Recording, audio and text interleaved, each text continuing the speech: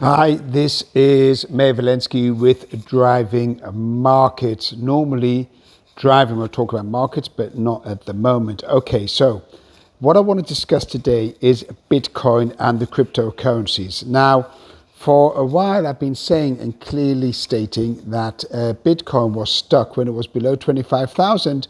That was the level it was going to go to, and from there, it was going to go all the way back to 15,000, maybe 10,000. So those of you who follow me and those of you who follow me on Instagram and TikTok and YouTube will notice that on many times in the past I've said that Bitcoin is going to fall below 25,000 or not going to surpass 25,000. So now I need to eat my words. And to all those viewers who've prompted me and commented and said I got it wrong, well, at the moment, I got it wrong. Okay, so I need to go into more detail. I want to go into more detail on Bitcoin and just elaborate a little bit what's happened recently that's not changed my mind, but the market has changed its mind where Bitcoin is holding. All right. So what effectively happened is that from January 2022, as you're well aware, when it reached a peak of 68,000 or 68,500, it sank all the way down. I did follow it down. I did say it's going to go to 50, then it's going to go to 35, and then from there it's going to go to 20. It did. So last year it did go all the way down. Then the beginning of this year, it went down to around about the 16,800 level and then bounced back up to 19,000 in January, February, and then went to 21, 22, tried to surpass the 25,000 level and then came down again from 25 all the way back to 20. And during that period of time, I was passing comments regarding Bitcoin and the cryptos that looks like it's struggling at the 25,000 level, and that 25,000 level is the upper resistance. It's a resistance level that just can't seem to break through that particular resistance on Bitcoin. However, in February, what happened was February and March, there came the banking crisis in the US, which started off with Silvergate Crypto Bank, which was a bank where Binance used and the other crypto platforms exchange used to deposit their crypto. That effectively went bust, and that sent a bit of a shocker through the crypto sector and the crypto industry. Okay, then came SVB, which was not a big depositor of cryptos, but was involved in the crypto market. It's SVB, Silicon Valley Bank. And from there came Signature Bank. The Signature Bank was one of the main banks used by the platforms for depositing and crypto transactions. One of them just so happens is Binance. So Binance was a big account holder at Signature. Signature effectively has closed down. Now Binance is looking for a new home or a new bank that it can use to fund,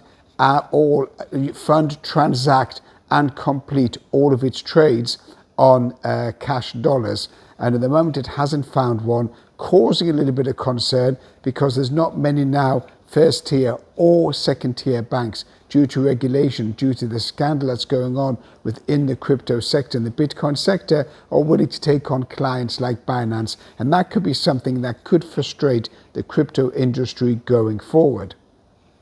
Now, with that crisis, what actually happened, which is unusual, because the appetite for risk on shares, especially banking shares and finance shares, dropped. Okay, so when the risk on appetite drops, you would have expected that things like Bitcoin would have also fallen. However, they didn't fall. And the reason why they didn't fall, or what's coming to light now, that the reason why they didn't fall is because it's deemed or being seen as an alternative payment method to the existing banking system.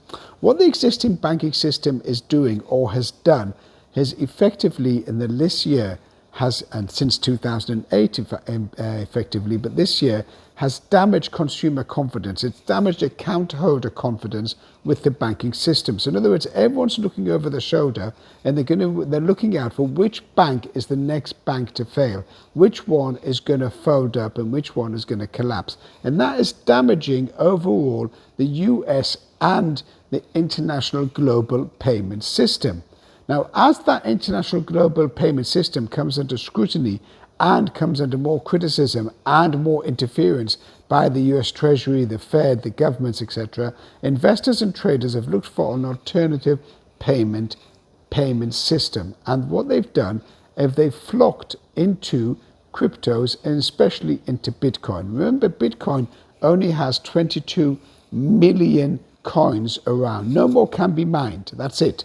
That is the maximum that can be mined. So therefore, a lot of Bitcoin followers, a lot of Bitcoin followers, a lot of Bitcoin bulls are of the belief, and maybe some analysts are of the belief, that Bitcoin will now become the alternative payment system in the US and globally. And that's caused a lot of novice investors, a lot of novice traders, and a lot of overall speculators to go into Bitcoin as a view that this could replace the existing banking system. Now, the chance of that happening is unlikely. It's not really going to happen in the near future. Sorry, just correcting my computer. It's not really going to happen in the near future. It's unlikely to happen. It could happen, but it's unlikely to happen. Now, as speculation increases that Bitcoin will replace the banking system, that's probably going to draw the attention of the regulators and the authorities to apply more regulation to Bitcoin, because at the moment it's a peer-to-peer transfer payment system. And therefore, in order for it to become a global competitor, a global alternative to where all the banks are at, you'd have to have it integrated more within the retail, wholesale, and within the banking system itself. In other words, banks would have to probably look to accept and transact Bitcoin at a much more regular pace than they are doing it at the moment. A lot of banks and a lot of countries aren't interested in Bitcoin because it's used by terrorists and used by criminals, used by money launderers, and used by, who else is used by? Drug dealers. So they use it because it's got that hidden quality where you never actually see the transaction itself. So Bitcoin has broken through the 25,000 level. It's now running at 30,000, and the next stop is likely to be 35,000. From there, it's anyone's guess. But there are some people saying that within 3 months, Bitcoin is going to go to $250,000 a coin. And from there, it could go to $1 million a coin. It's possible, but if it breaks through 35, then there's more chance of it going back up to the peaks of 68 in the very near future, because it's got momentum behind it. And really, as long as this banking crisis, which is what started the momentum going, as long as this banking crisis is there and concerns about the economy and recession are still bubbling along, then the chances are that Bitcoin will continue rising. I personally am not a big fan of Bitcoin, but you can't go against the trend when there are so many people involved and a lot of investors are looking to take Bitcoin on board. This is Meir Walensky with Driving Markets, talking about Bitcoin. Have a good day.